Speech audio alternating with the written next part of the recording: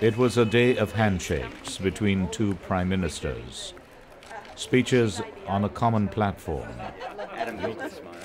meeting a famous cricketer, and an exchange of gifts to further cement the friendly relations between Australia and Trinidad and Tobago. We're going to need some practice. Tuesday began with the opening ceremony of the Commonwealth Business Forum, during which the Prime Minister once again endorsed a compelling need for strong partnerships, particularly in areas of trade and sustainable development. She told this global audience that Trinidad and Tobago's envious track record in the energy sector makes the tiny Caribbean state an ideal attraction for countries aggressively pursuing oil and gas development.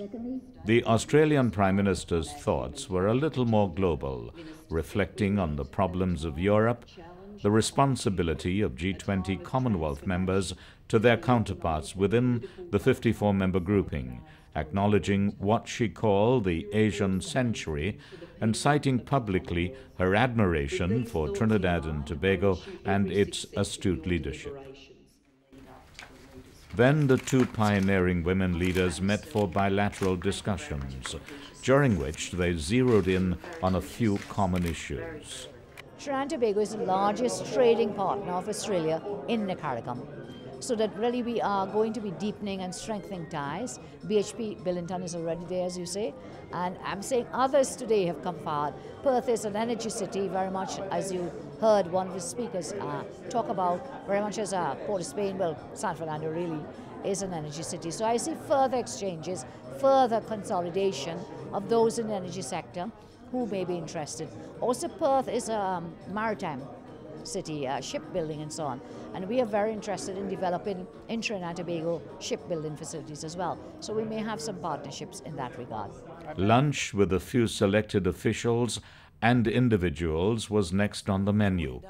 And it was here that the two leaders exchanged some personal sentiments. First, to the Prime Minister of Trinidad and Tobago, welcome to our country, welcome to this wonderful city of Perth. You're a very distinguished guest and a representative of a remarkable nation.